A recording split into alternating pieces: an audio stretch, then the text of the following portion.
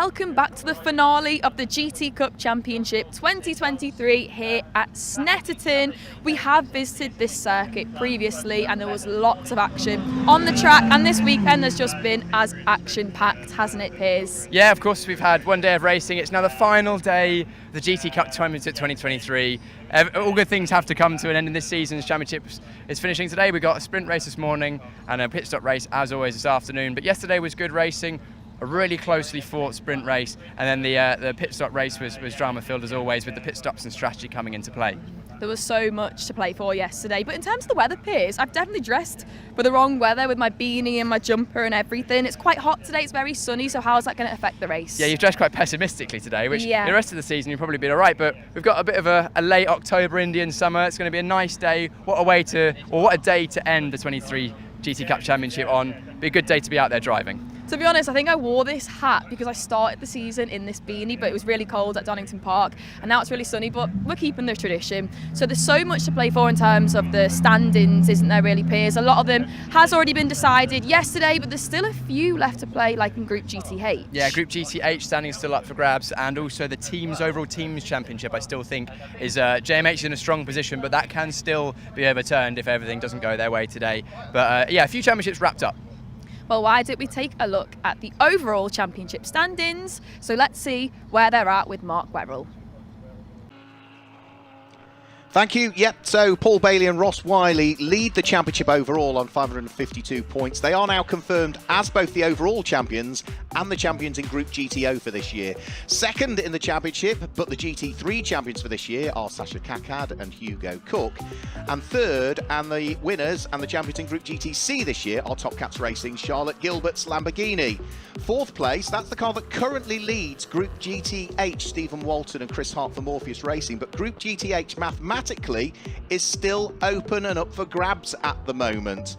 And also the teams championship is up for grabs, and that's an important one because the Morpheus Racing number 69 Mercedes, coupled with its sister car, the 96 car of John Curry and Phil Keane, are in for a shout potentially of the teams championship if they can overhaul Orange Racing powered by JMH and their 2-point scoring cars in the championship, which are currently 5th and 6th overall: Simon Orange, Tom Roach, Patrick Collins and Russ Lindsay. So Group GTH is still up for grabs, the teams championships is still up for grabs, the championship is still beautifully poised. It's been completely action-packed here at Snetterton, hasn't it, Piers? So much to play for with all the different championships going on as we have reached the finale. But let's speak a little bit about yesterday, Piers. There was so much action. Hugo Cook came to take 2 wins, Hugo Cook and Sasha Kakad. That was amazing for them, wasn't it? Great day for the Audi R8 in the hands of Hugo Cook and Sasha Kakad.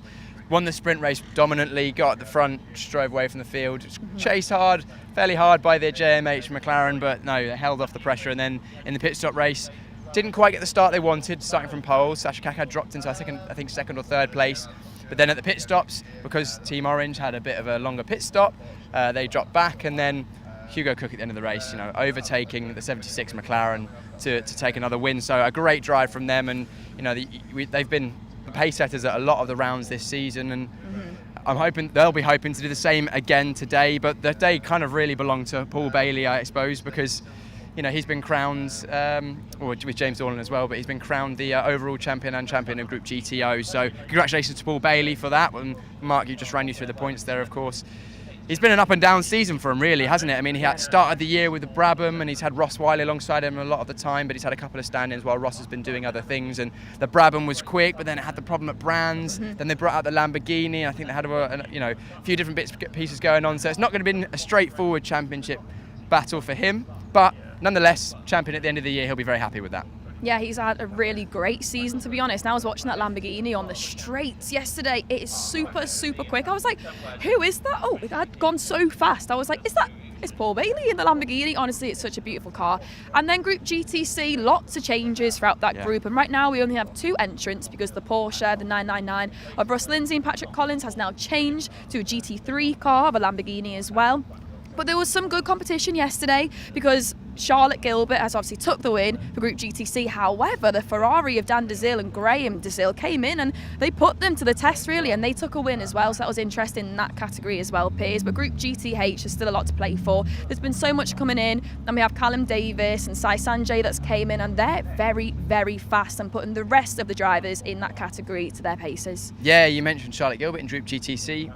Champion this year. She's done a really good job. She's had a number of teammates, but ultimately she's been consistent in that Top Cats Lamborghini. And then you mentioned Group GTH is the only group that's left to be decided today. So I think it's likely that our current leader in the championship is going to win that one. But yeah, that's up for grabs still. But it's been a very competitive season. We've seen in Group GTH it's been so close at pretty much every round, and I'm hoping for another good day of racing in that.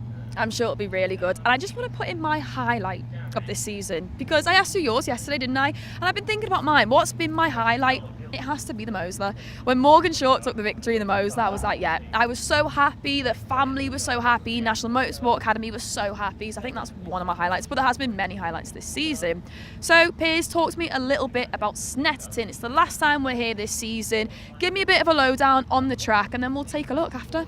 Yeah, the track, Snetterton, technical circuit, quite narrow, but with some long straights. So you've got the long start-finish straight, which goes alongside the pit lane just behind us here, and then on the back straight from Williams all the way down to Brundle and Nelson. So plenty of slipstreaming action. Straight line speed is important, but the middle sector, very tight, very twisty. You need to have a good nimble car, so you kind of have to hedge your bets with the setup. And then that final sector round through Coram and then into the last corner, it's really technical actually, because you have to, the car's on the limit for so long, the tyres will be heating up, the front left gets a real beating around here, and it's a circuit you can definitely make mistakes at, so look out for a few errors here and there which might shake the order up a little bit. Well, Piers Pryor has given you the lowdown there, but if you want to know more about the track, let's take a look at the track guide voiced by Mark Werrell.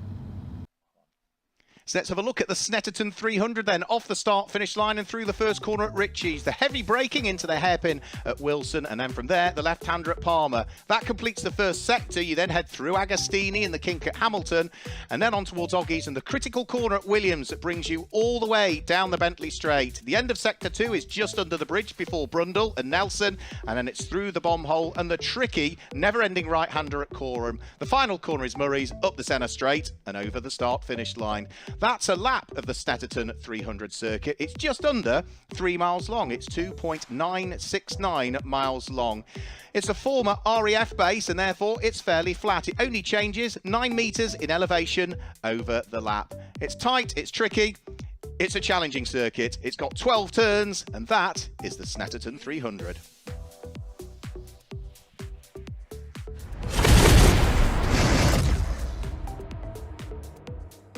We thought we'd pop up somewhere we haven't been this year. We're near the race control building, and we've got Simon Gadana Pragasm, who is the clerk of the course, I believe, for the GT Cup race weekend. For those who haven't been in racing and haven't had the pleasure of being in the clerk's office themselves, which is normally a place you don't actually want to be on a race weekend, what do you do as a clerk, and what's your job at the race weekend? And, you know, of course, we can't go racing without you. Mm-hmm. Yeah, so essentially the clerk's role is twofold, really. One is, and the most important role, really, is the safety of what's happening out on circuit. The second side of it is the sporting considerations. So from the safety point of view, in race control, we're in contact with all of the marshals out on circuit. We've also got then contact with the medics, the rescue crew, the recovery teams, and scrutineers as well. If we get a report that a car's maybe got some loose bodywork or losing fluid, then we can get the scrutineers to have a look at that. So the clerk's role essentially is kind of bringing all of that together and then making the crucial decisions from the safety point of view on that. The second part with the sporting side of things, we move then on to judicial matters. So any incidents that happen in the race, generally we'll look at them after the race. On occasions we can act during the race if we've got enough evidence at the time. But generally we like to have as much information as we can before we issue any penalties for obvious reasons. So all of the cars in GT Cup have got onboard cameras.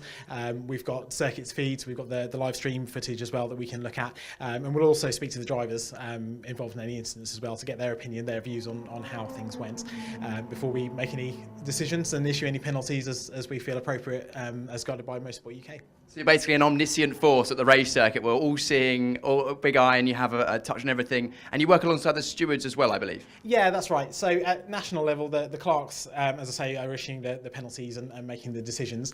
If the drivers aren't happy with a decision that we've made, then they can appeal that to the stewards of the meeting. And that's essentially a three-person panel who are completely fresh to the situation. They'll look at all the evidence completely anew, and decide who they need to speak to, and whether they need to either increase the penalty, decrease the penalty, or sometimes they just stick with the penalty that the clerks decided, based on that evidence as well. So again, it's a second level for a new opinion on any incidents that happen on circuit. And of course, as the person who's effectively in charge of the safety of the meeting and on circuit, everything's going on, you're often the point of call for when something happens in the race. And we had a bit of a unique situation in the Saturday race 2 here at Snetterton, where there was a power outage outside of the circuit, nothing to do with the circuit, which then meant the circuit lost power. But we managed to finish race 2. There must have been a slightly focusing moment in the box in there in race control. Talk us through the sort of what happened, how you found out about it, how you managed to keep the race going, and what decisions were made. Yeah, absolutely. As you can imagine, we've got a mountain of technology at our disposals now. As I say, we've got the circuit TV feeds that we use, and then on top of that, we've got the timing systems, we've got the radio communications that we're using to speak to everybody.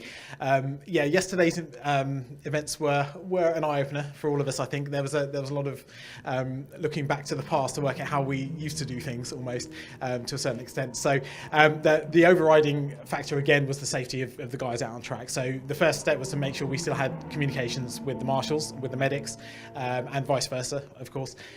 We'd lost all of our CCTV feed at that point. All the screens had gone out.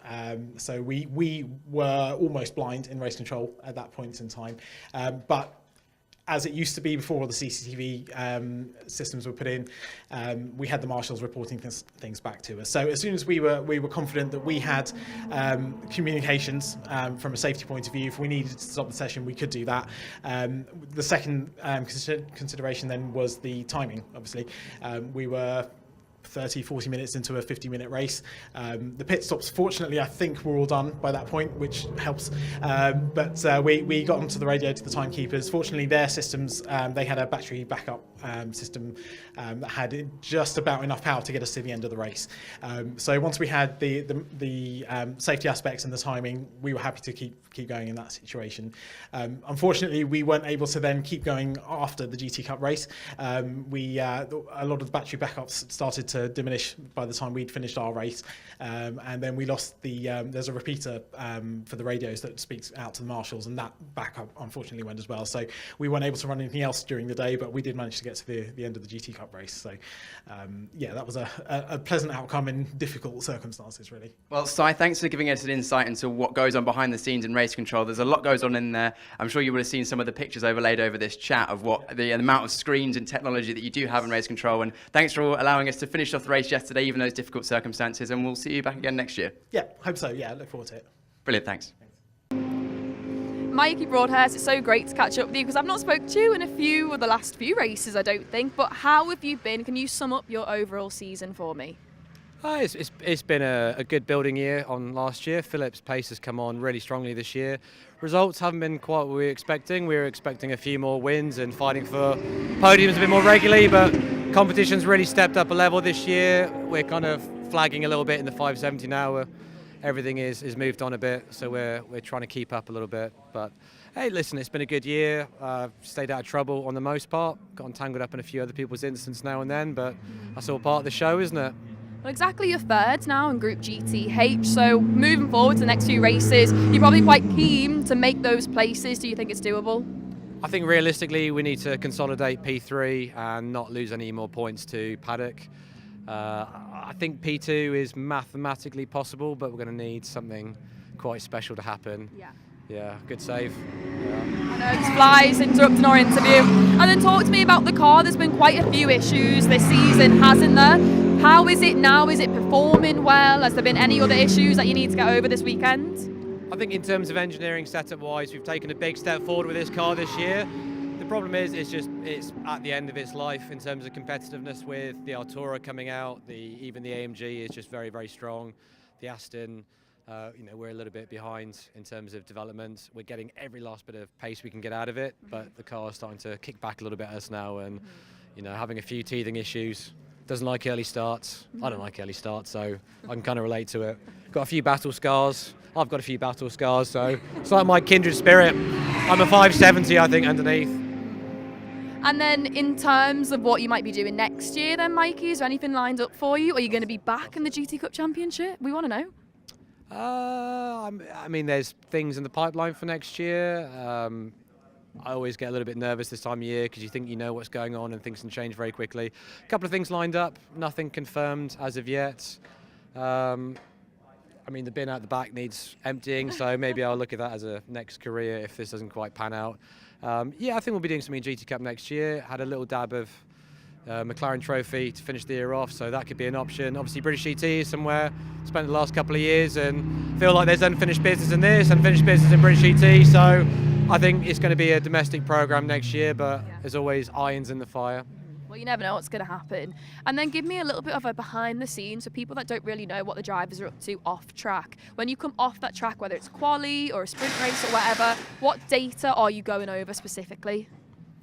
So we'll look at, so I'll always go and do some reference laps over the course of the weekend. So we'll pull the qualifying lap out now. We'll compare and contrast against Phillips qualifying yesterday, against the reference data. There's always stuff you can find that you can do better or places that you made potential gains. We think qualifying today was a little bit slower than yesterday, so we've got to take into consideration some of the track conditions. There's always lots of factors that you're looking at, little setup changes you make between sessions, and just trying to iron out where you think you've made some gain, loss, versus maybe a little bit of overdriving, underdriving, condition changes, and just trying to make sense of it. So very methodical, professional approach.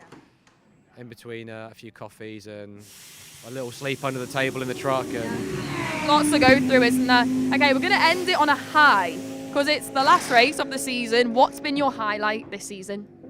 Highlight, I think Silverstone. I think Philip taking pole at Silverstone, winning a sprint race. That was a really big step up for him.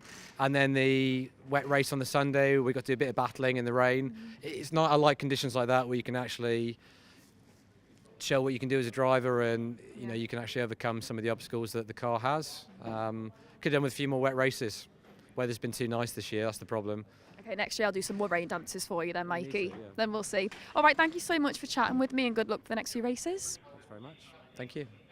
Well, it would be remiss of us not to get a word with our overall champion, Paul Bailey, and also Group GTO champion as well. Paul, it's been, without doubt, a very strong season for yourself. It has been amazing. Kendall Developments have done a fantastic job in looking after the various cars we've had to race this season, and Ross and James have done an unbelievable job as well.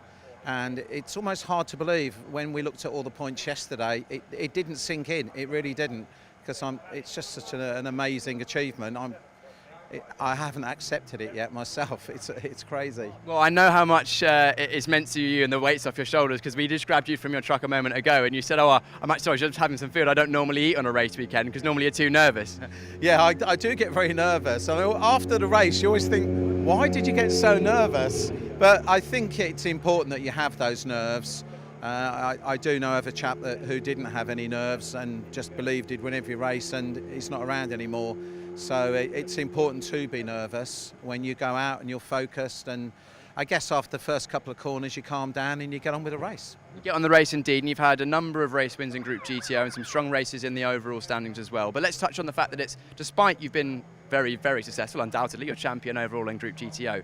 It's not been a straightforward linear season, really. You started the year in that wonderful Brabham, but unfortunately you had a couple of issues with that. You've also, of course, Ross has been your main driver beside you, but then Ross has had other commitments as well, so you've had James Dorland alongside you. So a lot of chopping and changing. That must have been something to think about, despite it obviously being successful as well. Yeah, it was catastrophic when the engine went on the Brabham. That was engine number 4, and I just thought this cannot be happening again. And I spoke to Hannah and she said, look, speak to Peter Cook, he's got a spare car. They always carry a spare car. I'm like, wow. So I hired the car off Peter and we raced it, and we won both of our class races, which was fantastic because I'd never driven the car. And then we bought the Lamborghini. I'd never raced the Lamborghini either, and it has been a steep learning curve. And even now, I have got so much to learn in this particular car, and we'll just have to wait and see whether I decide to race this next season or the Brabham. Well, it looks like you're very much at home in the Lamborghini on circuit anyway. Of course, a lot of help, credit, of course, has to go to Ross Riley. You've mentioned a number of times he's helped you this year. He's away racing somewhere else, so we've got James Dorlin this weekend. But that help from your pro drivers has surely got to have been potentially the difference. Oh yeah, it's a significant difference. One of the reasons why we've won so much in our class and the overall championship is down to the pro driver. And even though I've won the sprint championship as well, that's through the advice and guidance of my pros. So I owe an awful lot to Ross and to James for the help they've given me this season, particularly as we've raced 3 cars, 2 of which I've never sat in before. So it's been great. It's been great. Being in championship winning position is not the first time for you, because I know remind us how many times you've won championships in the GT Cup. Yeah, I've won a few times. I've added up. This is year number 12, and if I count these 3, then that makes 12 championship wins, either overall or in a class win. And it's only the class win I ever go for. I think it's arrogant to say, oh, I'm going to win the overall championship. There are some phenomenal drivers here, but you know, they've had mechanical problems, they've chucked it in the wall, they've bashed into one another. We've had a superbly clean season, thank goodness. So we haven't had the same issues. Racing isn't quite done for this year, but I'm just going to sneak ahead a little bit. You're going to go for another victory again next year?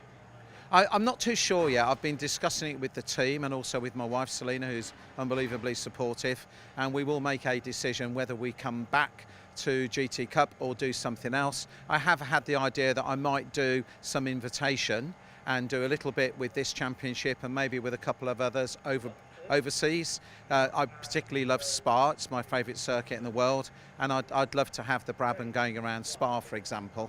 But I can't do everything, it's too expensive. So I think that the right thing to do will maybe to do some invitation stuff. Brilliant. See. Well, thanks for chatting to us, Paul. Congratulations on your championships this year, and we'll see how you get on in the final races of the season. Yeah, and thank you to everybody. Great to hear from Paul Bailey there, chatting with Piers Pryor. However, it's not the only driver that we've managed to catch up with in the pit lane, because we also caught up with Hugo Cook earlier on this weekend. I thought I'd wander down to the JNS Racing Garage because we've got our Group GT3 champions, Hugo Cook, Sasha Kakad. It's been a great year. I think on a number of rounds you've had some excellent pace, so many pole positions from the both of you, but it must be a good feeling to be GT3 champions. Yeah, it's been a difficult battle all year with Simon and Tom, but I think we've just finished. I don't think we've had one DNF all year, and that's really where we've been strong. You know, reliability, making sure we finish races and pick up points, even if it's not, you know, perfect. But yeah, and we've been quick. I think a bit more tricky in the last couple of rounds, but yeah, it's been good. And yeah, of course, the consistency has been what's up there, and especially in the pit stop race, you guys have. I feel like you just, as you said, consistency. The result, you haven't won every single race, but you've always been there or thereabouts, and that surely has got to be what you aim for at the start of the year. Yeah, I've got to be fair. I mean, Hugo obviously has some significant pace, and being able to sort of do all the sprint racing and do very well in those, as well as polling, she's always put us in a good position for the pit stop race. And yeah, consistency has kind of been key. At times I've struggled with pace, being honest, but then other times I've been quick. So it really is circuit dependent, yeah, apparently not for him. But Group GT3 champions, you just missed out, close, but Paul Bailey's taken the overall championship. I know you were gunning for that. It's quite difficult with the different groups, but you're going to come back next year and try and do one better in that one? Yeah, I think it'd be nice. Yeah, it's been really tricky to beat Paul. You know, he's practically won every single race this year. So I think all we've really focused on is GT3 this year. You know, I don't think we've really talked about the overall thing, you know, because it's not really our race in a way. But yeah, it's good. And any plans to celebrate at the end of the weekend? Always. I'm heading to Vegas. So what could possibly go wrong? But yeah, no, not any major plans tonight. But it's been good overall. It's been a lot of fun. Yeah, as Hugo said, the GT3 Championship was kind of what we were looking to. It started off really strong. There was lots of cars in it, and then obviously as the years gone on, you know, Simon and Tom have just been unreal, and yeah, showed some real pace. So it's been fun. Well, congratulations, guys. Thanks for racing with us this year. I hope you've enjoyed it, and we've still got one more race to go today at least, so good luck in that. We're about to head into the first sprint race of Sunday, and I'm actually really sad, Piers, because it's the last sprint race of the season. So what do you think's going to happen in this, Piers? There's so much to play in all the different groups. Yeah, we've got our final day of racing. It's going to be the end of the season. Still, a lot of the championships are wrapped up, as we've just covered with Mark and we've discussed, but there's still some things to play for. Group GT8, of course. That's one thing that's certainly out there, and also Teams Championship is not completely sealed. JMH are in a good position, but they need a struggle-free day today. So, yeah, there's still a lot going on. And regardless of the championships, it's still a wonderful day here at Snetterton. We're going to have some good racing. We had a really good sprint race yesterday, didn't we, Amber? Yeah, it was really interesting, but it's good that you mentioned Group GTH, because I just caught up with the team, Seb Morris and Charles Dawson. They've been having a little bit of a tough weekend, to be honest. And Seb said that he's trying to push Charles just to improve, and then there is more room for driver error a little bit when you're pushing so hard. Anything can go wrong, but they just want to improve their lap times and just see if they can get a better result, obviously to work their way up through the standings. But it's a fast car, it's a hard car to drive, they said, and obviously Seb being the pro, he's just coaching him through just to help them get out of there. They had a few little collisions yesterday and also today in quali, so we'll just see how it plays out for them, to be honest. Yeah, he did say it was a bit of a messy day for them yesterday, but it is, we mentioned in the pre-show, it's a difficult circuit. There's a lot of technical corners, it's quite narrow. You've also got the long straights where you kind of can relax for a second, but then you have to refocus. Yeah. And we mentioned it yesterday, but it still remains that the circuit is tricky because there's so many long corners and corners with like sort of what they call compound corners, where you've kind of got one corner where you're braking and turning, it goes into another. For example, Coram into the last corner, you've got Brundle and Nelson. Also Hamilton's into Oggies kind of as well. It's sort of one corner into the next, and it requires a lot of flow and precision. And these cars are hard to drive. They're very fast, and some of the drivers, are still getting used to things. So yeah, it's a learning opportunity for the drivers, but they're still enjoying it. We're going to have a good race, and the good thing about the groups in the GT Cup is you'll always have someone to race against. Exactly. I mean, there's so much action, especially with Group GT3 as well. Simon Orange and Tom Roach together, they're very competitive drivers, and we have seen this season where they bumped, obviously, with the other car in Orange Racing, the Porsche of Russ Lindsay and Patrick Collins. So it'll be interesting for them because it's obviously the last few races of the season, so I think they're going to push super, super hard, aren't they? But then, like I say, even with Charles Dawson, there is more room for driver error. But talk to me a little bit, Piers, in terms of the track now. Like we've distinguished, I'm not dressed for the very sunny weather we've got at Snetterton.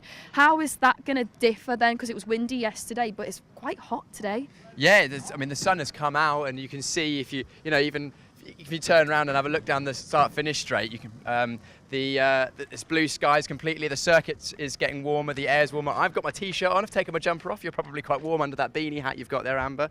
But yeah, pit lane's shortly opening, so we can have a wander and see what's going on. And chat to some of the drivers. Here we have the top of Group GT3, Hugo Cook and Sasha Kakad. Strong drive for them, as we've mentioned, throughout this whole season. The only thing that really, I think, bothered them was mechanical issues, or Sasha said that sometimes he would make a few little mistakes, but they just learn from that instantly. The overall champions here, Paul Bailey in the Lamborghini, so I caught up with the team beforehand. They love this car, they're super happy with this car. In terms of the Brabham is coming back, there was a few little problems with the Brabham, so maybe not, but we shall see. Paul really likes this car, and I said it's so fast on those straights. But talk to me, Piers, about it's unrestricted, isn't it? So for someone that doesn't really know what that means, what does that mean for this car then? We've got Group GT3, which are GT3 homologated cars, as they would race in any GT3 championship in the world.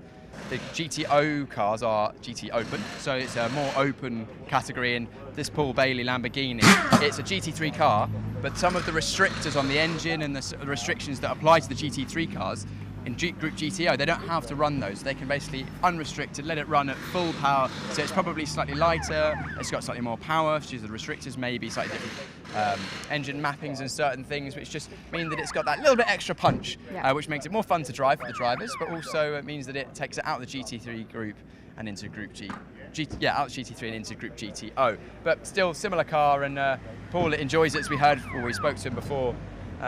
when we were chatting to him about his championship season, and yeah, he's, despite the fact that it wasn't the car he started with, still really enjoying it. Oh, it's a super fast car. Also worth mentioning Group GTC then, and Charlotte Gilbert. We've been chatting with her all throughout this season. Like we say, she's not used to driving these cars, so to win for her group is very, very impressive. Over here as well for Group GTO, we do have the Mosler. Do you know what would be a good word to catch up with the shorts? How are you today? All right, you? Oh, we're going to get run over here, aren't we, coming. by the Mosler? So talk to me a little bit about the Mosler then. This is yours, isn't it? Yeah, I was the manufacturer of Mosler cars in the 2000s, and this was the very last derivation, which was a special that we made. It was fully space framed, whereas the original Moslers were more road car. This was an out-and-out race car, but we built it from a standard Mosler 13 years ago, and it was the most inexpensive way for us to go racing. It's still very expensive, but the boys are making an old man very proud. I was going to say that you must be so proud of them, both of them racing as well. And obviously you're a great racer. You've had an amazing time, haven't you? I was okay at moments, but they're far better than I ever was, and I'm not just saying. Right, I'll leave you. Have a good race. See you later.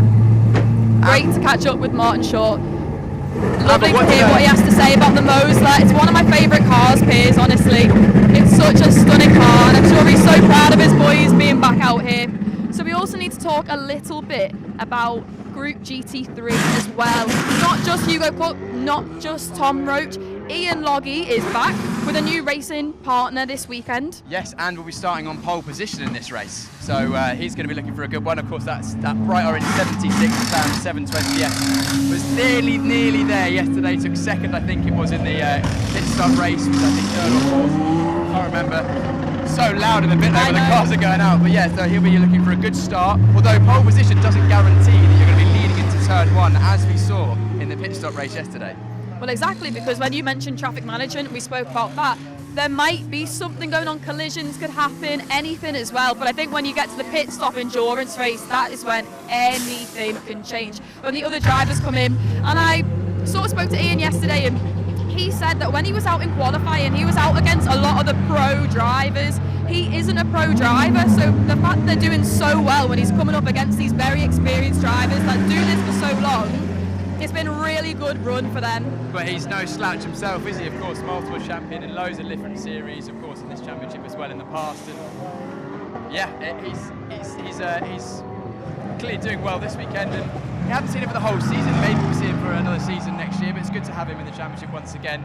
And then also we're about to see in a moment or just passing us in a moment, it's the 999 Lamborghini, because that is Patrick Collins, of course, because that unfortunate Porsche gearbox issue they had at Donington rearing its head once again. So good to see them out on circuit, even though it's in a different car, and it's a bit of a strange situation with the points, that car won't be scoring points for Patrick Collins, but it will be scoring points for Team JMH. Well, Paul Bailey and his team actually told me they've really enjoyed racing against that Lamborghini, because it is similar cars, similar setups as well. So at one point, they're not racing the same group, but at one point they were really going head to head throughout the races this weekend. So it's really nice to have both of them on the track with us and see how that plays out, because that's the thing, there's intergroup battles, there's all different action taking place, and a lot of the drivers don't want to get caught up in a battle that really isn't their own. And Jay Shepherd mentioned to me yesterday that he was staying out of Paul Bailey's way. He was like, he's winning the championship. I didn't want to go in there and mess it up for him, because he most likely is going to win the championship in terms of the points. So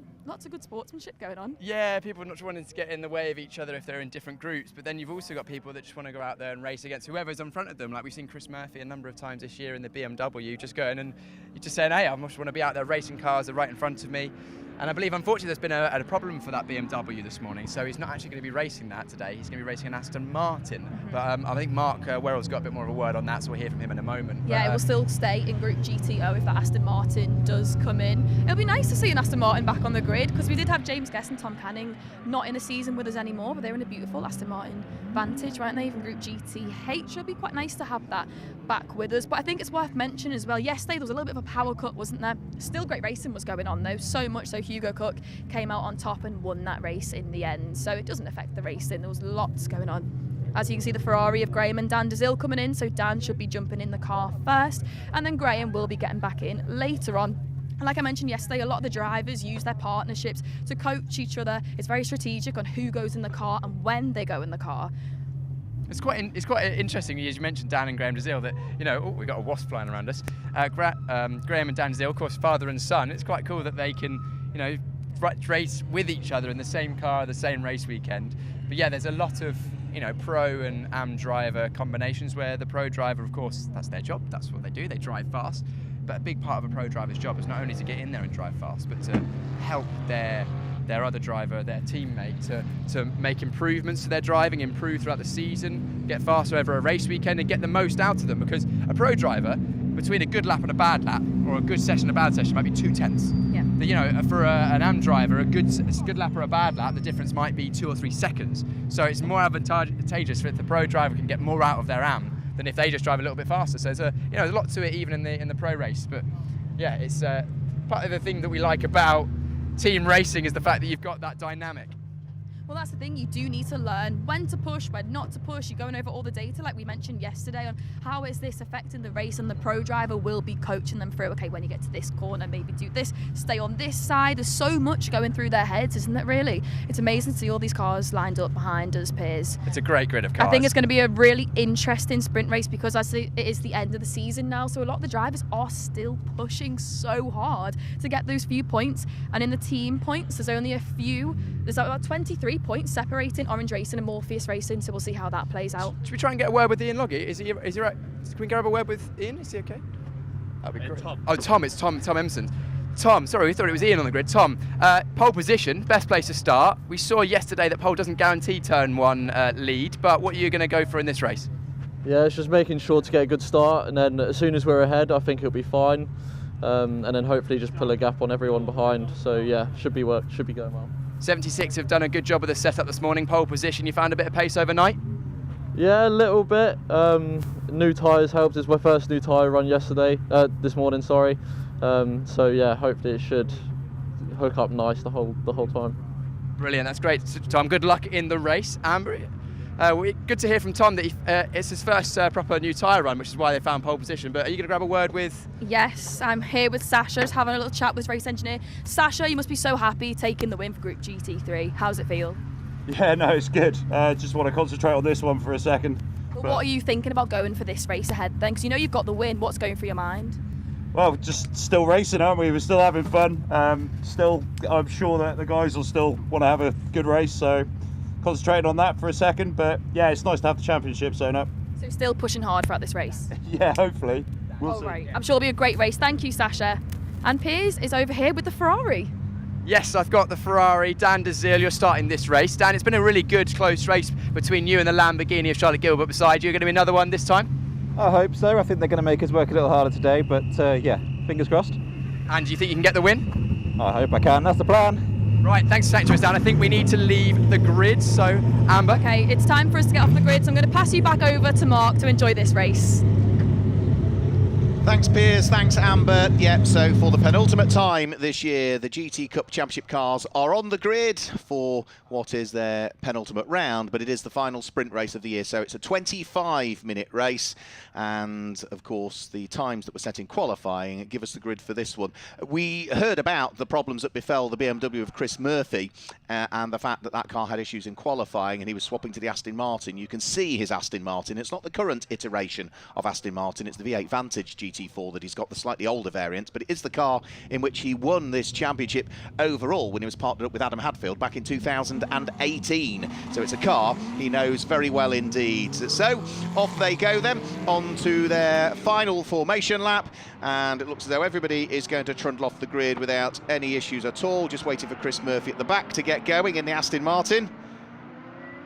And with a slight pause, he finally gets the car rolling, so we can then guide you through the grid then and the way that they will line up for our final sprint race of the 2023 championship season.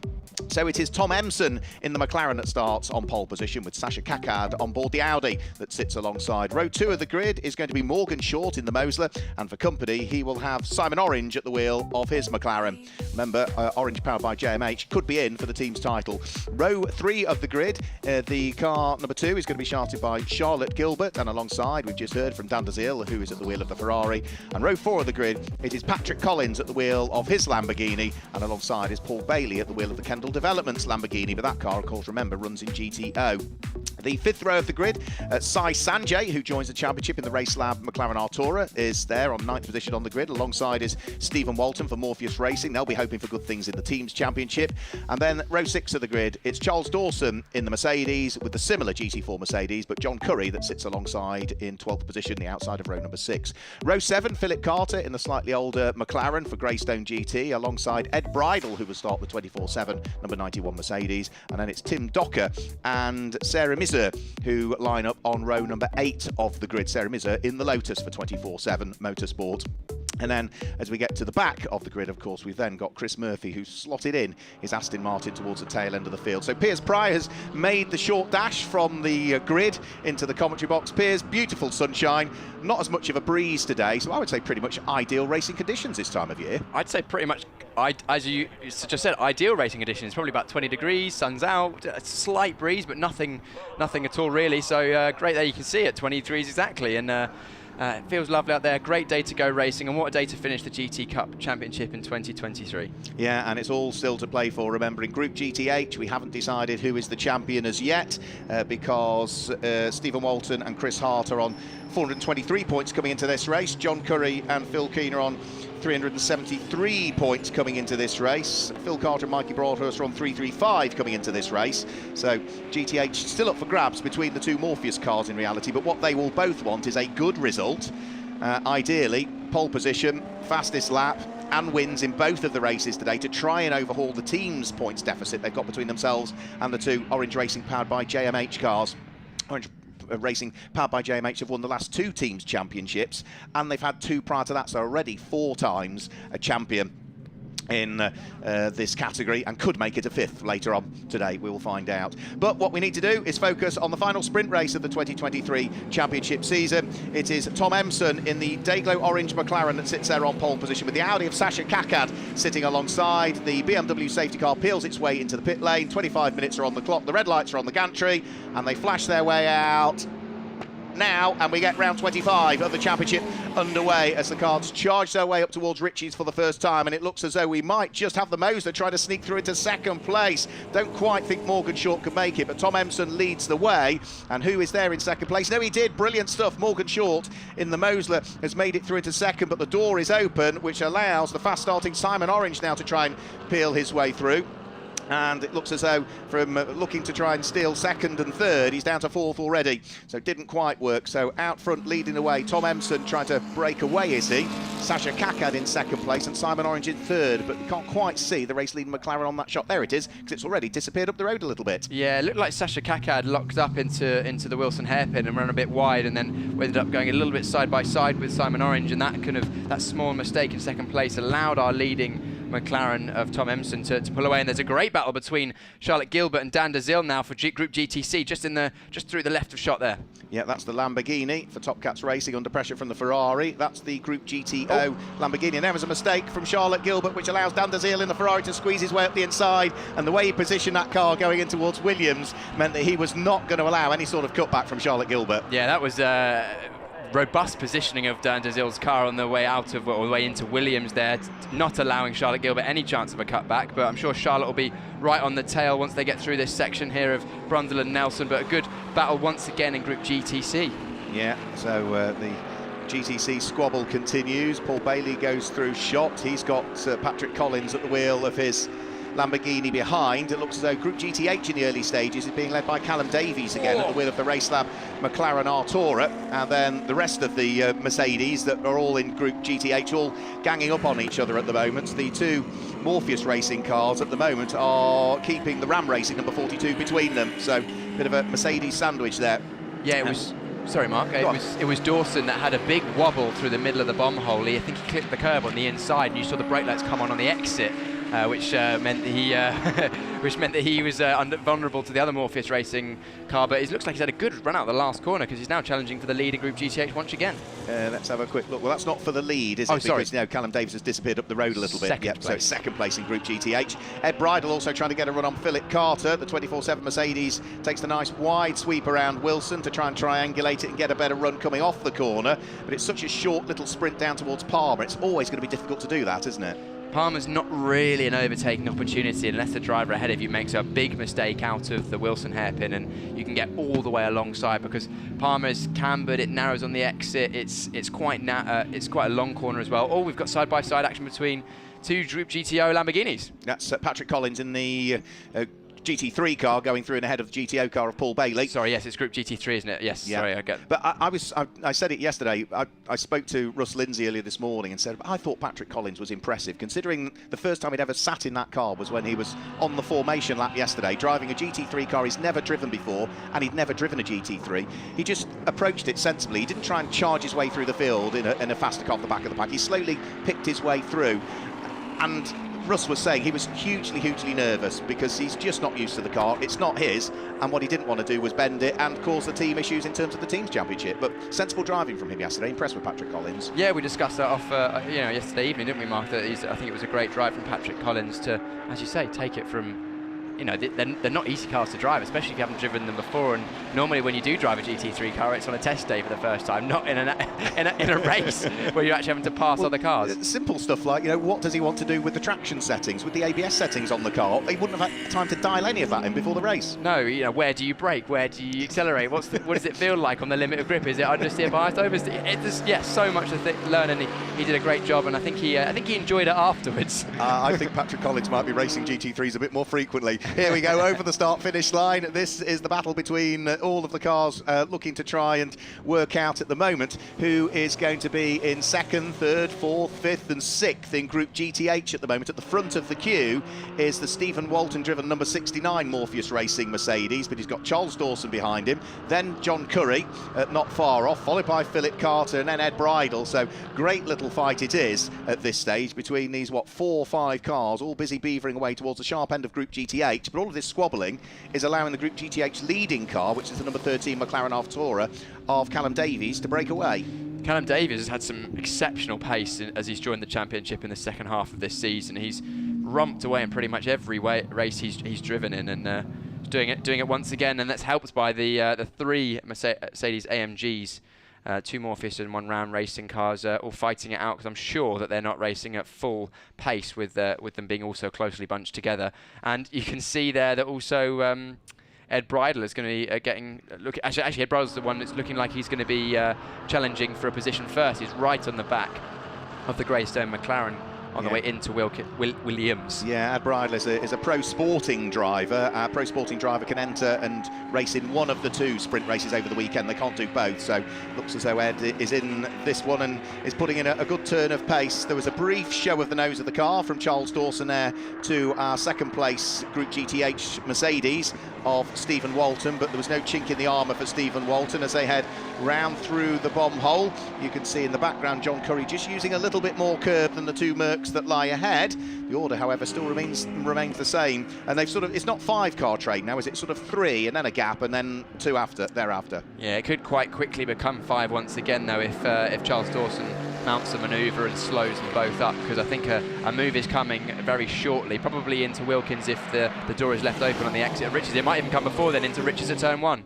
Let's just have a quick look. Is Charles Dawson going to try anything there? He thinks about it and decides that discretion is the better part of valour on that occasion at least. Now, it's hugely important that Stephen Walton tries to hang on to second place in Group GTH, because they really want the points towards the team's championship. So they've got 1 car second in Group GTH, 1 car fourth in Group GTH at the moment, whereas Orange Racing, powered by JMH, now that is not at the moment taking into account any cars that aren't point scoring, because that's where it becomes complicated.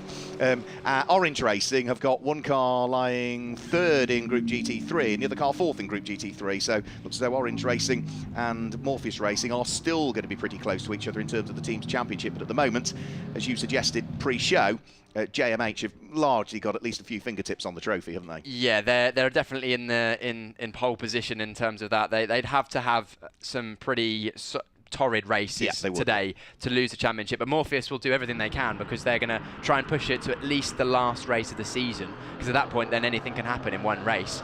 So and they're doing a good job of it at the moment. I mean, ideally they'd want the car in P3 of Curry and Keane to get past Dawson. Well, it's Curry's driving at the moment, isn't he? Yeah, Charles Dawson, I don't think is point scoring now, is he? The car is invitation, so that's when you need to weave all of these in. So in reality at the moment, the car that leads Group GTH is non-point scoring, which means the car that's second in Group GTH is point scoring. The car that's third in Group GTH isn't point scoring, which means that the car that's fourth in Group GTH is actually going to get the points for second. Well, it's a good job you're in the comms box, Mark. It makes it hugely complicated. My brain doesn't have that much capacity. I think that's right. And of course, for Orange Racing powered by JMH, sorry. Well, no, I thought there was an overtake, but I was just yelling at nothing. For Orange Racing powered by JMH, while Simon Orange might be third in the race, he's the second point scoring car in GT3. Yes. So he's not leading in terms of points, that class. And then we mustn't also forget the 999 Lamborghinis. We're having a look into turn one. No, that was just a look. It wasn't a full move. We've also got the 999 Lamborghini, which isn't scoring loads of points in Group GT3, but it still might be picking up a few. Adding to the points tally. Team tally. Team tally, not driver tally. Yeah, right, bear with us. All will become evident over the course of the day or the weekend. So there was almost another move there, wasn't there, from Charles Dawson, who had another little nibble to see whether he could unlock the door and squeeze his way through it ahead of Stephen Walton, but 'twasn't to be, at least on that occasion. However, Ed Bridle now, I can see, is ahead of Philip Carter, so that has happened the early stages of this lap. The McLaren has lost out, so it's now Mercedes, and then McLaren's fallen to the back of the train of five. So it's McLaren, Mercedes, McLaren. So my co-commentator in GB3, Lewis McGlade, would say that is a Mercedes sandwich, because he disagrees when people say it's a McLaren sandwich, because you don't call it a bread sandwich. That's I get the idea. Yeah. I get the idea. 15 minutes just over to go. Our race leader has now completed 5 laps, and Tom Empson is now 10 seconds up the road from Sasha Kakad in second place. 1 minute 47.646 from our race leader last time through, Tom Empson, who haven't really come across a great deal this year, largely because he's been racing in the European GT4 Championship, Tom Empson, this year. We have seen him in the likes of the Ginetta Super Cup in the past in the UK, in which he has been very successful, but I'm not entirely sure how many times he'll have driven ran very wide there, how many times he'll have driven a full GT3 specification car. Well, regardless of how many times he's driving it, he's pushing it to the absolute limit, running wide on the exit of Agostini and then wide on the exit of Hamilton's. He's not holding back, and lap times would suggest that as well, because his last time around was a 47.6, which was, that is over 2 seconds faster than our second and third place drivers. Yeah, he might just need to rein things back in a bit, because any more track limits and he might start to come up against warnings and penalties. The squabble still goes on for who wants to finish second, third, fourth, fifth and sixth place in Group GTH, but heading the field still of that little squabble is the number 69 car of Stephen Walton. The McLaren that leads Group GTH in the hands of Callum Davies is now the best part of 15 seconds up the road from this little train, so it's just going to show how much that squabbling is costing them. Yeah, it's always the way, isn't it? If you're fighting or defending, as we've seen pretty much every lap that Walton goes into the Wilkins, at least. Wilson, yes, not Wilkins. Every time he goes into Wilson, he's on the inside line, which is going to cost you at least 2 or 3 tenths. Yeah, so here they come. There is Charlotte Gilbert, and that's a part spin going through Brundle and Nelson, I think. So probably just lost the tail end of the car going into the corner, do you think there, Piers? Yeah, I didn't see the start of it, but I just saw her on the left-hand side, which probably does mean that she's got on the brakes a bit too hard, and then the rear has just come around. Over-rotated, but luckily kept it out of the wall, because it's easy to just over-rotate too much and end up spearing that wall on the left-hand side, because the wall's on the left. It's not far away from the track. It's not, no. And the difficulty is it's quite a tricky corner, I think, as you alluded to yesterday as well, because you're trying to brake whilst you're turning into a left-hander and trying to get the car stopped even more for the slightly tighter right-hander. So the rear end is always unloaded. Absolutely, and it's one of those weird corners where you brake hard, then you have to come off the brake slightly to turn, and then you have to get back on the brakes and then come off them again. And it's really, really technical, like really difficult to do right. And that's the sort of thing that, yes, your pro driver, if you're an AM, can help you and guide you and tell you what you should do, but doing it in practice is a whole another thing. And also, whilst we continue to look at this brilliant battle for second, third and fourth and fifth and sixth in Group GTH, also the way that the car reacts through that section of the corner, it's not going to be the same on lap number 1 as it is the same when you're 25 minutes into the race, because you've got a bit more wear on the tyres. Yeah, and the tyres will wear more on the fronts or the rears depending on how you set up the car. Look up the inside of turn 1. Whoa, nose chopped off. Charles Dawson is hugely keen to try and find his way through, but I've got to say, fair driving from both. He didn't stick it there when he thought that there would be contact. He just backed out of it a little bit, and now that he's backed out of the move, he's fallen back into the clutches of the sister Morpheus racing car in the hands of John Curry. Ed Bridle's not too far away, and Philip Carter, who had lost ground, has now managed to catch them all again. So this is brilliant racing between them all, and fair racing, I would say. Charles Dawson tried it, realised he wasn't quite where he needed to be to get the overtake completed, so backed out of it. Yeah, now actually Ed Bridle's coming under pressure from the Greystone McLaren behind of his Carter, isn't it? Yep, so Phil Carter, who is coached by Mikey Broadhurst, who we spoke to pre-show.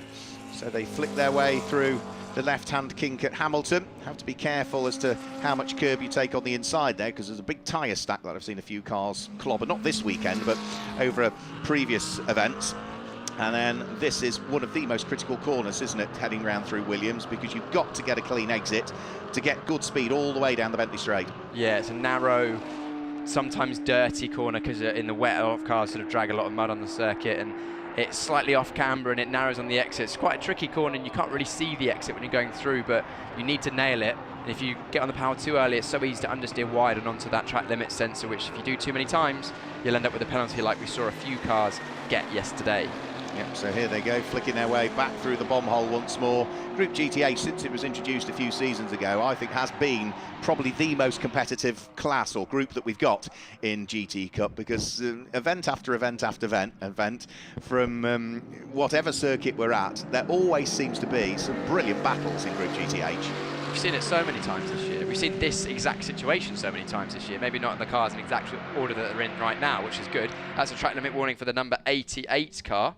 Who is a fourth place Morgan Short today. Yeah. So Morgan's using all the track limits and a little bit more. He's going to have to watch out for that. Is this the best opportunity yet? It was. It's because there was a slight mistake through Ritchie's for Stephen Walton, but he's got the move covered off by Charles Dawson once more. Well, Charles Dawson will be a bit bum-fuzzled as to what he can do here to try and work his way through the order and see if he can pick up second position as they turn their way through the left-hander at Palmer. They're on what at the moment, lap number 8. Yeah, lap number 8. We've still got another 10 minutes or so, so there's probably another 7 laps to go, something like that. And yeah, it's a defensive masterclass, really. Exactly what you should do in this situation from Stephen Walton, because he's placing the car where he needs to. He's not giving any opportunities for the drivers behind, and he's not made a mistake as of yet. And hopefully, I haven't cursed him with that comment just now. Yeah, they were runners-up in Group GTH, was it last year? Yes, they were runners-up in Group GTH last year. The pairing of Stephen Walton and Chris Hart. They ideally want to lift the Group GTH title this year and go one better, and there's a little bit of damage there, which suggests there might have been possibly a little bit of contact, because the back end of the Audi, there's bodywork rubbing on the Pirelli tyre. Doesn't look like a possible contact, Mark. That's guaranteed contact, and it's probably from the front end of the Orange Racing McLaren 720S that we're looking at right now. No visible damage, so maybe it was more of a push than a bump.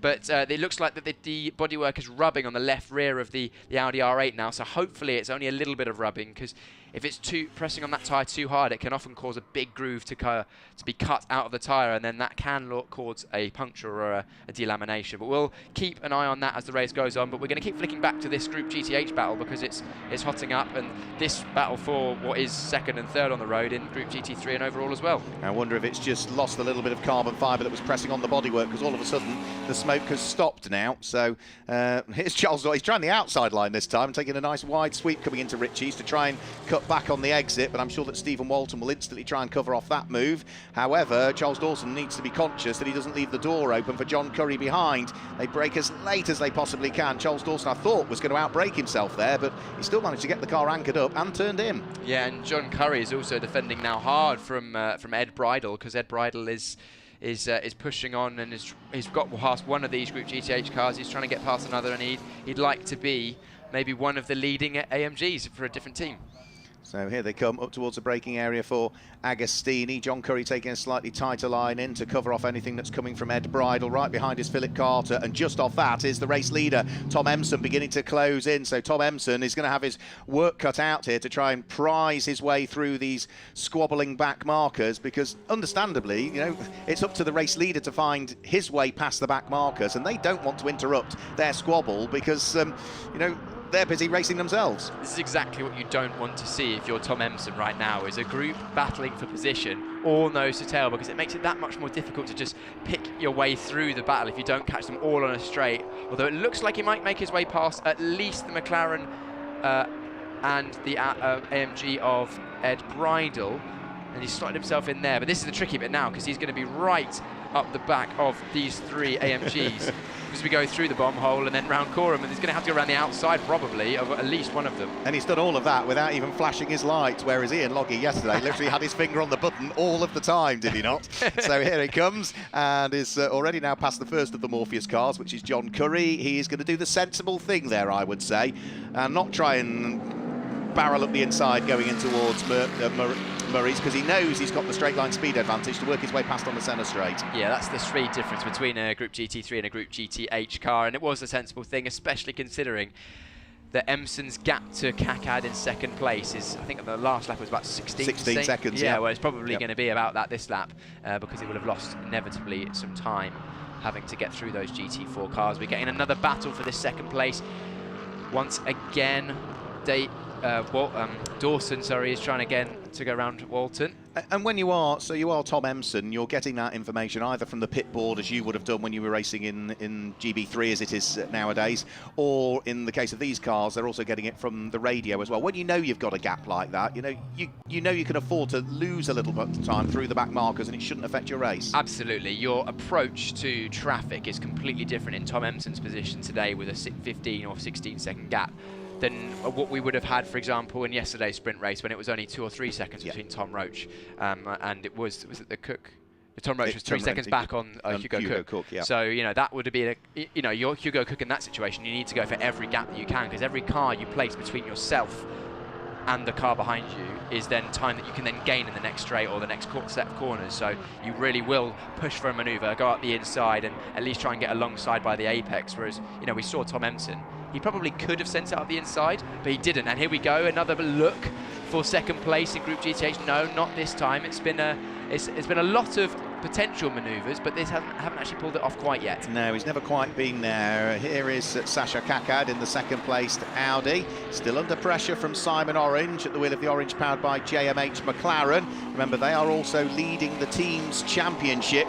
Simon Orange's team, together with JMH, Jason Hughes and the team, who've been together for the last couple of seasons and the last 2 years, have picked up the team's title. Now here, Stephen Walton is under a little bit more pressure again from Charles Dawson, who edges his Ram Racing Mercedes alongside the Morpheus car.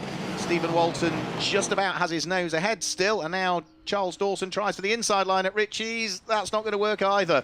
He's tried pretty much everything so far. Yeah, he had an overlap actually going up the straight on the outside, but decided to give up that overlap to try and cut to the inside. Potentially would have been more wise to force Walton into the inside at Ritchie's and try and get a cutback, but it didn't work trying to go back to the inside, and you're unlikely to be able to cut from the outside to the inside at Ritchie's. And now look, we've got the second and the third place cars now catching this group, and in stark contrast to Tom Emson, the Audi in the hands of Sasha Kakad has got to get on with the overtakes, as you were alluding to, Piers, because right behind him is Simon Orange. It looked like there might have been a bit of contact potentially between the 720S and the 5... No. Oh, that is late, and this is exactly what we were talking about. When you're in a battle for position, you really need to force the issue. That was maybe a little bit too forced from Sasha Kakad, forcing Ed Bridle out onto the dirty stuff. And now Simon Orange is on the outside of the Audi R8. Can he go all the way around the outside? This is the awkward thing with different speed cars. It is, yeah, but that is absolutely why we all love GT racing. So Sasha Kakad prizes the door open on John Curry's GTH Mercedes and goes through. John Curry runs over the curb and a big old bounce at the end of the curb there. He'll have felt that through the steering wheel, that's for sure. But it looks as though Sasha Kakad now should be able to clear the last of the Group GTH cars before Brundle Nelson, and Simon Orange also manages to squeeze his way through. So the second and the third place cars are still in the same order, and all of those that were fighting over second, third, fourth, fifth, sixth in Group GTH, amazingly, are still in the same order as well. They are, and it's also, we've been talking about the traffic from the point of view of the faster car, but also we've got the point of view of the slower cars as well, because the Group GTH is part of the skill of driving one of those well in a multi-class championship such as GT Cup is being lapped and passed in a way that loses you least time. So you need to be predictable so that you don't get run into and you don't cause any issues, but also maybe judge, look in your mirror, be on top of things and think, right, I reckon that GT3 is going to catch me at this corner, so, or just before or just after, so you can sort of force them into a position. As Dawson looks up the inside again but can't get it done. I think he needs to give up on the inside line at Riches unless he's got an overlap, because all it's doing is leaving him vulnerable into Wilson. But just saying there, in the slower class car, if you can maybe stop someone dive bombing you by just edging over a little bit and force them to get you on the next straight, you might lose half a tenth on the way in and nothing on the way out.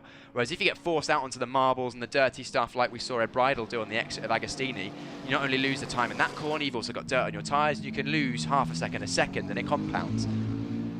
So it's a hugely skillful thing that all of these drivers are doing out there. I can guarantee you one thing this evening: when Stephen Walton closes his eyes and goes to sleep tonight, all he's going to see is that number 42 Ram Racing Mercedes when he does so. He'll be having nightmares about that this evening. But I've got to say, you know, hats off to all of them, because the racing has been close. I haven't seen a single touch, fingers crossed, that I don't put the commentator's curse on it, single touch between any of them as yet. So far, no contact between the Group GTH cars. Same can't be said for the Orange Racing McLaren and the Audi of Kakad at the front. We saw there was a little touch between them earlier on in the race, but they've both carried on, and thankfully that bodywork damage on the back of the R8 seems to have passed its rubbing phase on the tyre. Yeah, I suspect it was probably just a little bit of carbon fibre at the back that finally flicked its way through and off.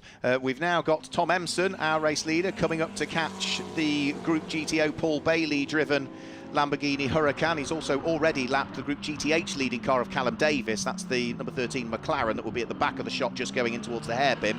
So haven't seen a great deal of the Group GTH leading car, largely because of this battle here, the brilliant battle we've got for second backwards in Group GTH, which is now having to be dealt with by the motor in the hands of Morgan Short, trying to prize his way through them all. Yeah, that motor will motor past those quite quickly. That thing is not slow in a straight line, that's for sure. Look at how low it is on the ground, that Mosler. Stuck to the ground. And we're going to have a look up the inside of turn one. There's another warning flag.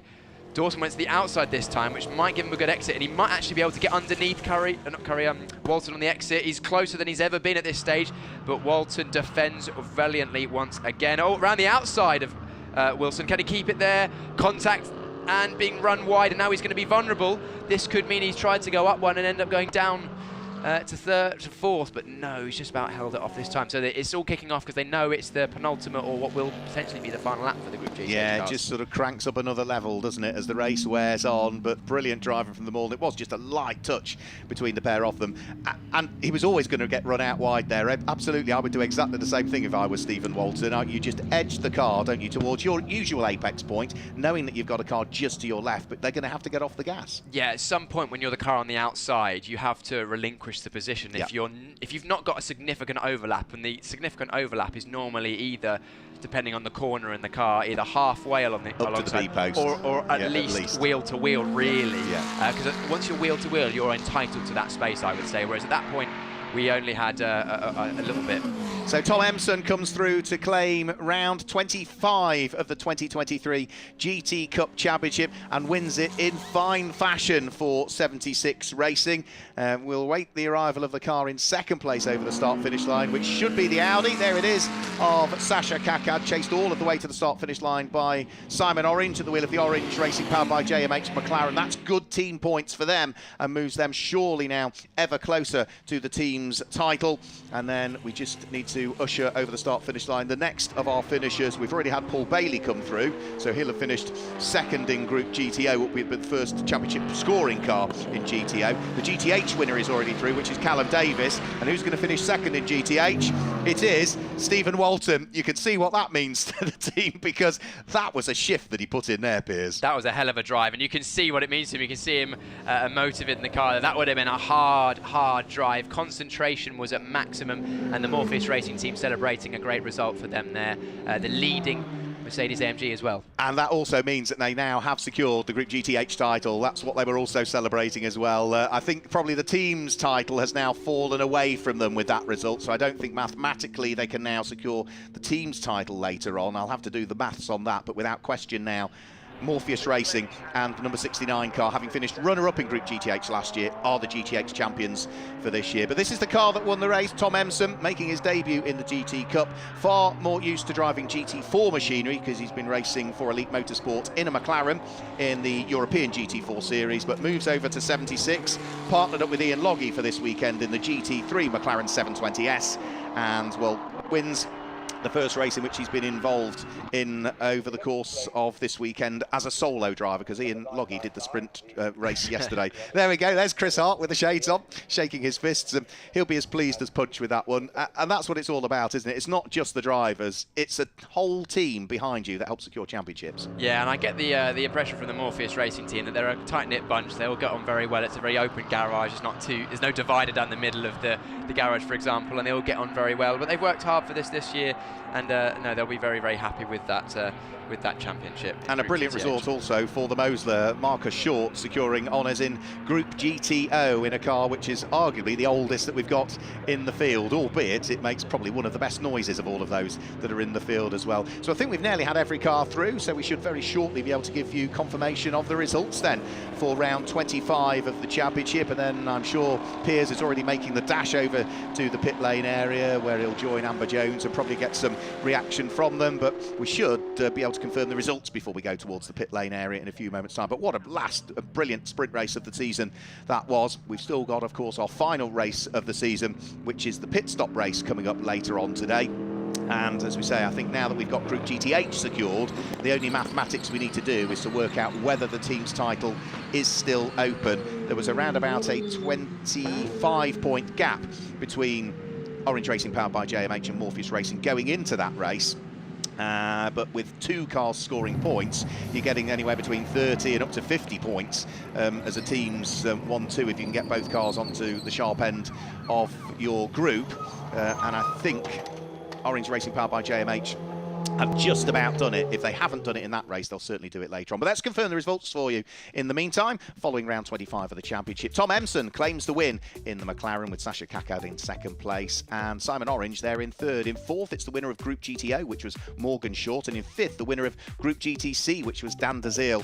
Sixth place is Charlotte Gilbert. Seventh place was Patrick Collins. Eighth place was Paul Bailey. And ninth place was the Group GTH winner, which was Callum Davies. Then it was Stephen Walton. What a drive he put in. Finished second in the group, but wow, did he have to work for that one to bring the car home to win the Group GTH championship for them. Always under pressure from the car that was in 11th place, Charles Dawson, with John Curry in 12th place, and Ed Bridle in 13th, with Philip Carter in 14th. Tim Docker was there in 15th place. Cyril Miser was in 16th place, and Chris Murphy, moving over from his BMW to his Aston Martin as a result of those problems, finished as the last of the runners in 17th position. So that's the way that they all finished, and we look forward to seeing what goes on in the pit stop race later on. In the meantime, though, I can hand you back over to Piers Pry, who's with Amber Jones for some reaction.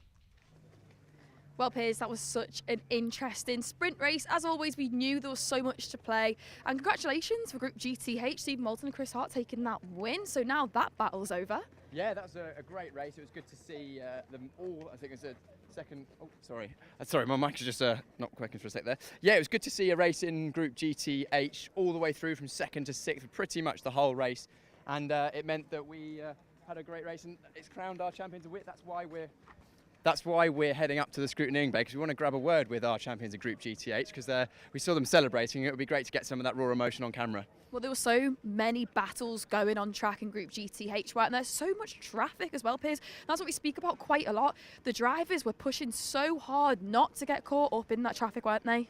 Well, we saw that the traffic definitely came into it. Tom Emerson had an easier job than potentially the rest of the Group GT3 cars, but the Group GTHs were all together. But do you want to grab a word with our champions? Yes, I'm going to run over here and have a word with the Group GTH champions. Look who it is. Great to see you both, boys. You must be so happy with that. You're taking the win for Group GTH. Yeah, mega. Me and Charles were all over me from start to finish, really. But yeah, we've been reasonably good all season. So thank Chris, the whole team, everybody that's involved in whatever we do. You can't take anything away from them, and this guy as well. He puts it most times on first, second. So yeah, it's been a great season. Bit of a tricky race for you though, wasn't it? Because there was so much traffic, so many battles going on between Group GTH. Yeah, I just knew if I could keep the car as wide as I could, Me and Charles had a bit of a dusting up yesterday, so I was just hoping that wasn't going to happen again, but all credit to everybody that was driving, it was clean. And Chris, obviously you must be feeling very happy as well. Such strong pace from you all throughout this season. Have you been finding it? Yeah, thinking. Just chuffed a bit. Like Steve said, do you know what? It's a team effort, this, and we like to have fun and we like to race hard. And Phil in the team this year has been a great addition. I think all three of us, he's helped us massively, me included. And John and Steve have taken massive steps forward this year. And listen, they're holding their own. We're all, and it's. We just need some more on the grid now because it's making some fantastic racing, and we need more of the same. Well, I believe there's still a few points to play for the team standing, so I'm sure you're going to push in the next race. Yeah, I think we should have pulled a few. I don't know where it sits now, but it was only very close. So I think we've pulled some more back, so it's all still to play for in the last one. Well done. So happy for you. Well deserved. Thank you for chatting with me. Okay. Piers, so great to hear some insight from them, and they really did have to push. If you look at the drivers, you can tell how physically hard that race is. Yeah, it's not hugely hot today, but you can see the work they were putting in, and it's mostly the concentration, because we saw that the Ram Racing Mercedes was right behind this Make Happen one for the whole race. A few times tried into Wilson, tried into Brundle and Nelson, but couldn't quite get it done. A great drive and a big hug between Stephen Walton and John Curry in the background there. Again, the Morpheus Racing guys, very close-knit team, and they've been racing together all season, often against each other, but always with the most respect, and it's a great thing to see, and they're worthy champions in Group GTH. Well, let's see if they take the team standings, because there are only a few points difference for Orange Racing and Morpheus Racing, so that's going to be a lot to play out for in the final race of the season. So, Piers, I don't know if there's any more drivers that we can chat to. It'd be great to get some reactions, really. I say that, I have just spotted some. Let's come over to Sai. I've not spoken to you yet. How is that? How did you find this race? The race was fine. I had a good start, and then I had enough pace to make the lead. So, yeah, I was able to manage the lead, also extend the lead by a lot. So, it's also good because I got fastest lap for the endurance race. So, and our rivals, I think P5 or P6 for the endurance race. So, that's a very good race for us. Very good race for you, and you told me previously that it's your first time racing in this type of car and your first time racing in a track in the UK, so you must be feeling so happy with how you're doing. Yeah, it's a very good start to my GT career, and especially to do it at Snetterton with very good results. It means a lot. So ahead of the next race then, you will be going first, won't you? And then Callum's going to be jumping in after. How do you find the different driver dynamics? For us, it's pretty similar because we're evenly paced, so it doesn't make that big of a difference. But yeah, I'll try to make up a lead because we have success penalty as well. So I'll try to make a big gap as much as possible and give it to Callum. Okay, well, good luck for the next race. I'm sure you do very well. They've really been impressing me. It's his first drive in a GT3 car. He normally races in single-seater cars in Dubai and in India, and they have been so strong in Group GTH, haven't they, Piers? Yeah, GT4 car, but no, it's a very different beast. Considering going from a single-seater to a GT4 car, very, very different beast completely. The GT4 cars, they roll about a bit more. You've got a lot of weight, you've got ABS, and a single-seater, everything's immediate. So you have to be a bit more, in a sense, a bit more almost precise with a GT4 car. So, yeah, interesting that he's managed to make that switch and doing very well, clearly. And we did see a few little mistakes, didn't we? Because as you and Mark were saying, you really need to get clean exits and you don't want to brake too hard. Charlotte Gilbert did really well, I think, but there was a few mistakes, wasn't there, throughout this race? Yeah, unfortunately we saw that mistake from the Top Cats Racing Lamborghini around into Brundle and Nelson. We didn't see exactly how it happened. Great move from Dan DeZille to take the lead, though, earlier on in the race, because initially they got the jump in the Top Cats Racing Lamborghini, but Dan DeZille, with a robust defensive manoeuvre at Williams, meant that he took the lead, and then maybe Charlotte was just pushing a bit too hard. But we'll see, maybe we'll hear from them, or Charlotte later on. Charlotte is, I think, well, of course, she's our Group GTC champion, so she's trying to finish the season on a high. It'd be great to see them get a win as well. And it's also worth mentioning about Morgan Short. What a great drive from Morgan Short and obviously Marcus Short this weekend. It's been really good for them. I'm very, very happy for them obviously joining back with us in the GT Cup Championship. However, I thought it was quite a strong start for Morgan. I think he was pushing quite hard towards the beginning of the race and then lost it a little bit just because of traffic and these GT3 cars. Yeah, Group GT, Morgan Short did a great job. It was Marcus for most of the day yesterday, and Morgan doing the driving today.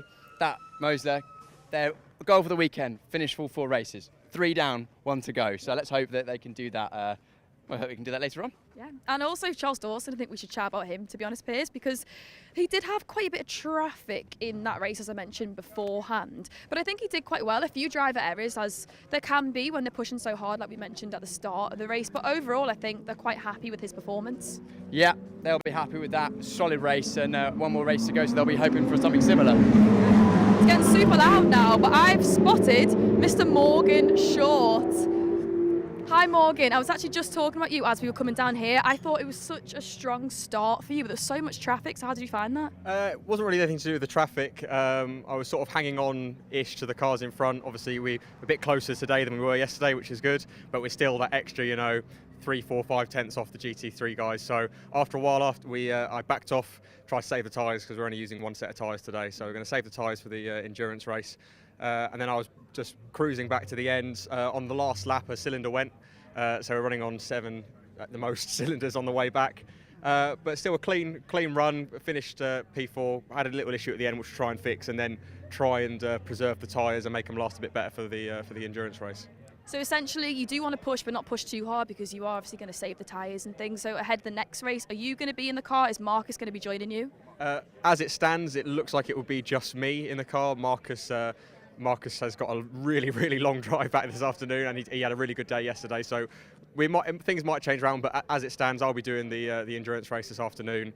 And like I said, there's not much point us fighting the GT3s if they're just that little bit quicker. Obviously, Simon overtook me on the first lap. I could have defended it, but I just thought, there's not too much point me defending from another class. Obviously you've got overall podiums and wins this year, but this track just doesn't really suit us. But it's really encouraging that on a track that doesn't suit us, we're now a bit closer than we were yesterday, and we can almost fight with the AMs in the GT3s.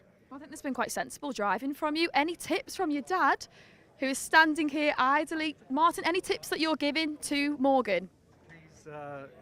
He's far more competent than I ever was. I got angry and threw my toys out of the pram and did all sorts of things. He's as cool as a cucumber. He's like a professional, I'm well known in my past for being a lively character, especially in a racing car. And if only I'd known then what I know now, and sitting behind these boys, watching them sim racing and watching them throw their toys out the pram, and me saying to them, what's that going to gain you? If only I'd said that to myself 20 years ago, I'd have won a few more championships, but I'll let you get on.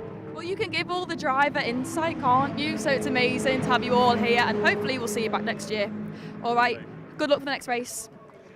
Great to get some insight there, Piers. Yeah, good to hear from them, and that everything's going okay, even though the car was having a few niggling problems. But we've still got 1 more race to go today. Of course, the pit stop race. We had a bit of dramatic race yesterday, of course, with the power going out. But hopefully no power issues today, and we'll be going again for another final race of the season. I know. Well, the next race is coming up, the final race of the GT Cup Championship. I am actually really sad, Piers, but we will be back around 3 p.m. today, so make sure you stay tuned for the next race.